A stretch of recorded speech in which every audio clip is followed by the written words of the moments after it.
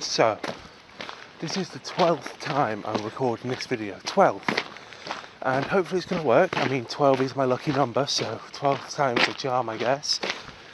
But I just want one of these videos that I can take straight off the camera and upload to YouTube without having to edit it at all.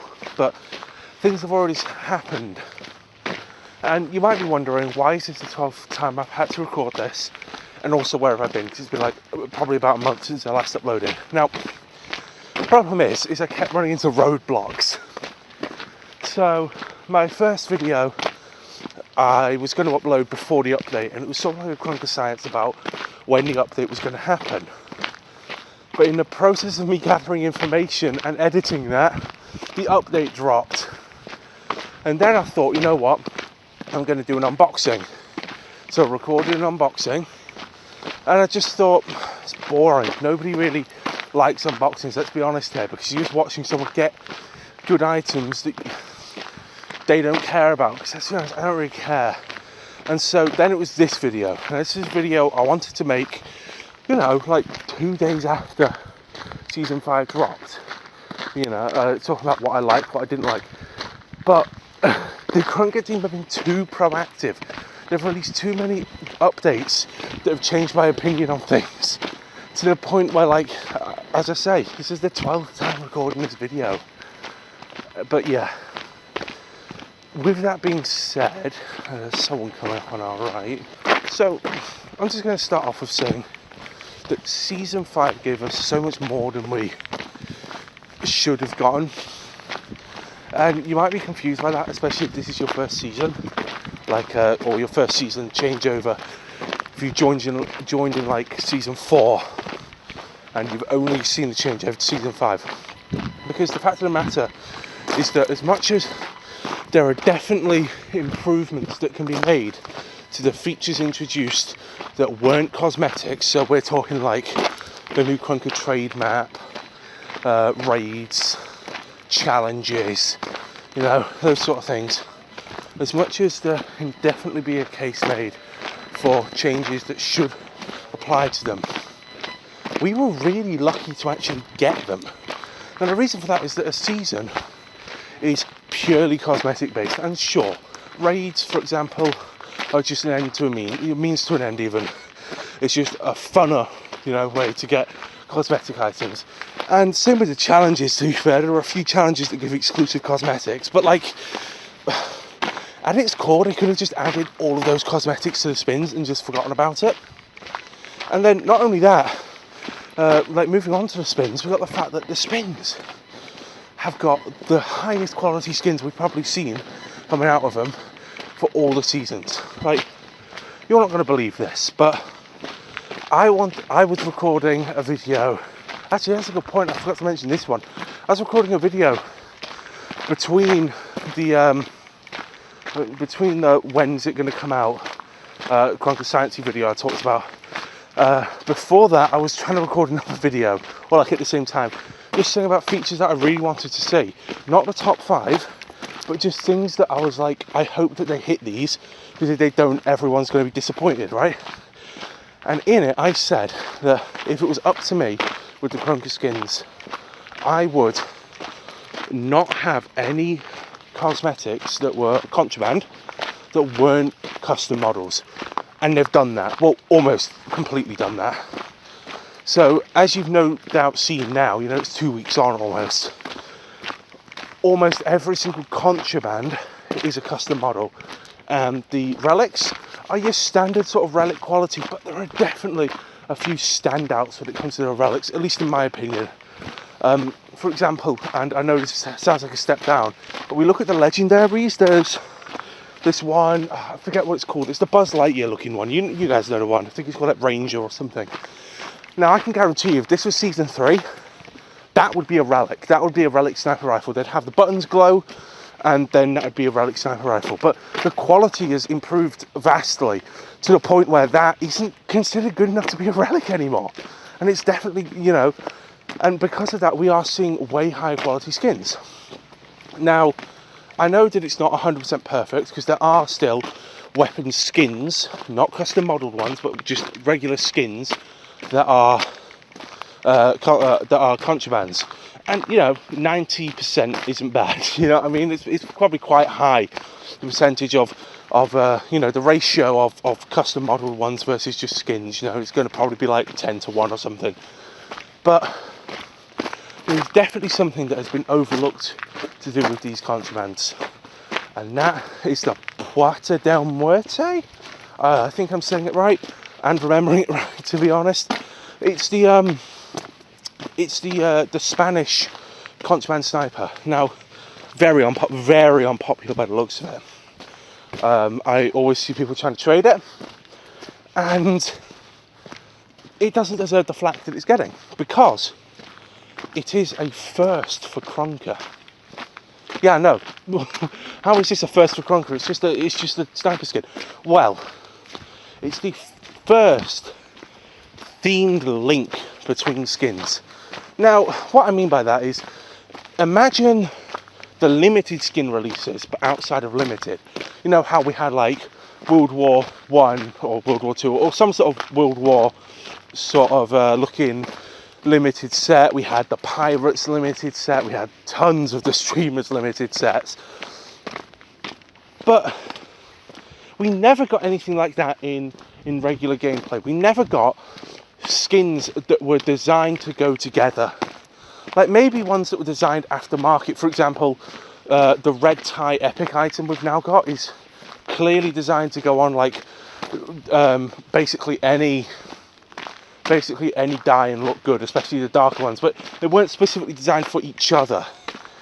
But going back to the Puerta del Muerte, if I'm even remembering that correctly, the Spanish sniper, there is a contraband knife skin that goes with it, and I think that everybody focused on the sniper rifle.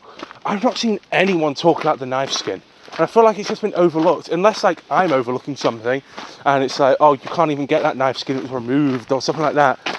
But that's like the first ever linked to skins, like a themed inventory they're trying to push you to go for that we've seen, and I just think that's awesome.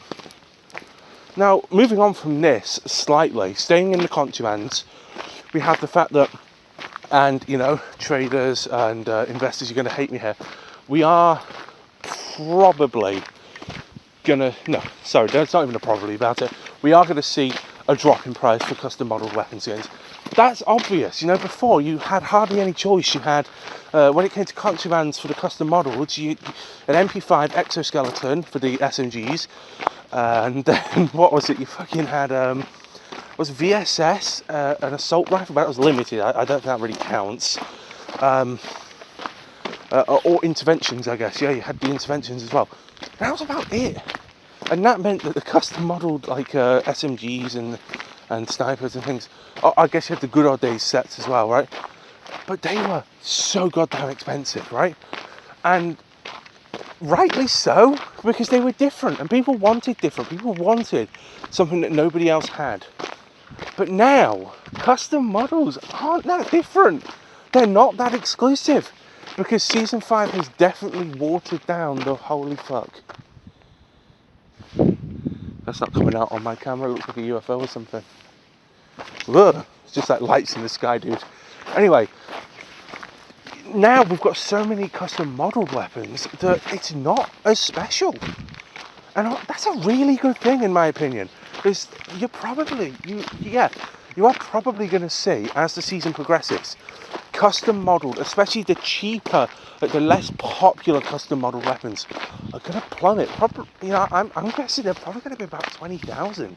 That's what your sort of low to mid end contraband sort of sells for. So you're probably going to see them at about 20k, and that's great, because it means that as a collector that has access to a lot of funds, you can have quite a few. Oh my god, there's a train. You can have quite a few of them. But then as a low to mid-tier player that doesn't really have that much, you're probably going to be able to afford one. Probably be able to afford a pretty cool looking one, because it's going to be quite common. And yeah, I just think that's awesome. Now we move on quite dramatically from that, and oh my god, we've been going for 10 minutes already. We're going to be going on to challenges. Challenges, awesome, love them. You shouldn't really change how they've been done. At the beginning, I thought they were a bit easy, and then they upped the kills for the weapons to 15,000, and I thought, you know what, that's a bit time consuming, that's awesome. But there are a few additions that I personally would make. First of all, for the map challenges, so like get 500 kills on X map, for example, I feel like they should be not a static number. That sounds really weird because you always have to have something to work towards, but I feel like they should be rolling. That's what I'm trying to think of. So it's every 500 kills you get that, not the first 500 and then stop, because it's just cool to be like the other day I wasn't particularly going for this challenge, but suddenly I just saw in chat, I was in Little Town, you know, I got the get 500 kills and then I got 200 KR, and I was like, you know what, that's really good. And I know that krunker is very adverse to giving out large amounts of KR, like in the hundreds. But let's be honest here, like 500 kills on one specific map is going to take at least a couple of days of grinding, right? Especially for a newer player. 200 KR, that's almost halfway to a heroic, or that's 2 of the 100 spins, or 4 of the 50 spins. That's actually really good, right? And I think that's like the perfect amount, to be honest, especially if you got it every single time. You also had the fact, and I did raise this before, had the fact that I really think there should be a secondary, like a secondaries only class. I think Deagler, I don't know if that can only use Deagle, but I know that that exists in customs. If you could just like edit that slightly and bring it over. Like, the main reason is that every class you use is optimized for that class, right? For their primary weapon. So when you're using a secondary like I do, because I main auto pistol basically, I either have to use sniper where it's fast, but getting a you only have 60 HP. I can use AK that is medium speed, medium HP, or the one that I personally use is rocket launcher, slower speed but more HP. But it's just not optimized for the secondaries, especially since like there's a challenge for auto pistol to get 250 turbo kills. Now I've gotten 2 turbo kills, one somehow with the auto pistol and one when I was going super fast, which is very rare for me to be able to even get up to this speed. I was going super fast with the sniper rifle. I wouldn't be able to reach those speeds at all with the rocket launcher. So yeah, and also there's the fact that when you use rocket launcher, and any weapon for that matter actually, there's a key thing that can be changed with one setting. It doesn't even need a class, it can be changed with one setting. And that's the fact that you can't spawn with your secondary already out. Like if you had a setting for it, it'd be awesome, because the amount of I can't tell you the amount of times that I have died from spawning in, swapping immediately to my secondary, but within the time of swapping, there's that, what, about a second of time where you can't shoot at all, you can't defend yourself whatsoever, and somebody's like come around the corner and spawn camp me and one-shot me. And sure, I'm not saying that if I had my secondary out automatically, I'd be able to get that kill, you know, 100%, but there's more of a chance for me to get that kill. The other things that I wanted to talk about were like how raids weren't in their own sort of queue, which they are now. But even though raids are now in their own queue, party games still aren't. And I think it's awesome. I've met a lot of people that say they don't like it. I honestly really like it, especially since when you think about it, it's just free, very quick KR. Like, how many times have you been in a lobby with loads of guests and they all choose gun game, for example, and you go through and you just destroy them in like a minute and a half, and the game is over in under half the time that it would normally be over, and you've got yourself 17 KR easy peasy. Like, sure, if you're an absolute pub stomper and you're just there for like triple nukes or something, I don't know how good people are nowadays, but you know, it's not going to be any good. But if you're, you know, just like me, who wants KR and points and stuff, yeah, it's fine. Yeah. There was actually only really one last thing that I wanted to mention, I think, unless I can think of anything else, because I'm trying to think of the list off the top of my head, and that is regarding the custom map that is used for trade lobbies.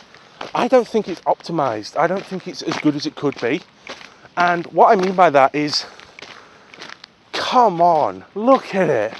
Why remove the grapple hook when you have a city you could swing around in like Spider-Man?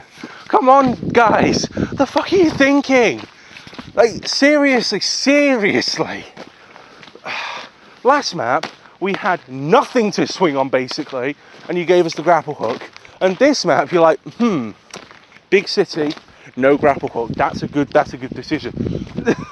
But I feel like I'm dunking on them a bit too much. Like, there are actual like changes that I'd want to make. First of all, that's a legitimate thing. I do think that the grapple hook, if not for everyone, then at least for premiums, is an awesome idea, right?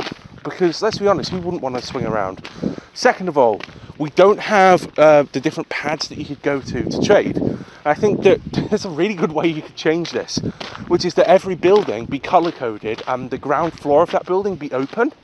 And then the sign up the front to have the thing on, so like a red building for relic, and then have relic on the front. You can go inside, and then, you know, from that you could literally have the premium option being that at the back of every single one of these is a lift, or like, I guess, elevator that you could like press G on, or your action button on, and if you're premium or verified or something, you get teleported to the top, and then you're on top of the buildings with the grapple hooks, and you can do that on any building, and you can just select it and jump down.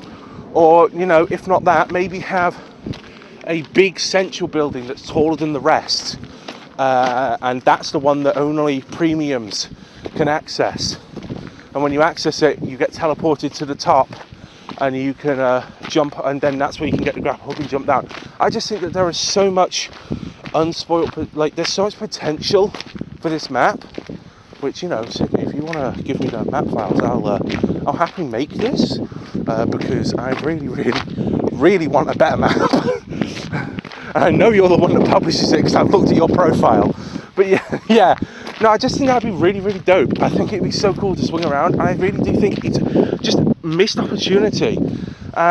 Something that we really should have. Looking at my camera, I only have 15 seconds left to record, and I can't really think of anything else other than the fact that it's been a really good release.